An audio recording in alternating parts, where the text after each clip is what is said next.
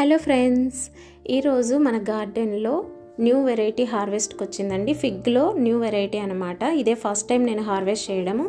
ఈ వెరైటీని వచ్చేసి Diana fig అని అంటారండి. నా గార్డెన్లో ఇప్పటి వరకు 3 వెరైటీస్ అయితే ఉన్నాయన్నమాట.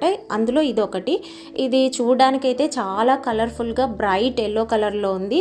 అండ్ పండిన తర్వాతే కాదండి, పచ్చిగా ఉన్నప్పుడు కూడా ఇది చాలా అట్రాక్టివ్ కలర్లోనే ఉందని చెప్పాలి. ఎందుకంటే దీనిపైన లేయర్స్ లాగా ఇలా లైన్స్ వచ్చాయి, అట్లాగే వైట్గా డాట్స్ ఉంటున్నాయి. ఈవెన్ పండిన తర్వాత కూడా అవి అలాగే ఉంటున్నాయి అన్నమాట.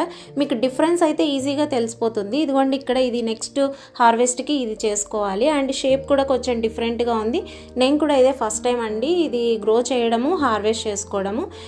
ఇప్పుడు ఈ ఫ్రూట్ని ఓపెన్ చేసి చూపిస్తానండి. చూడండి, లోపల యాజ్ యూజువల్గా నార్మల్గానే ఉంది. టేస్ట్ వైజ్ వచ్చేసరికి ఇది కొంచెం స్వీట్ ఎక్కువ అని అనిపించిందండి నాకైతే. మీరు కూడా ఇలాంటి మొక్క దొరికితే తప్పకుండా ట్రై చేయండి.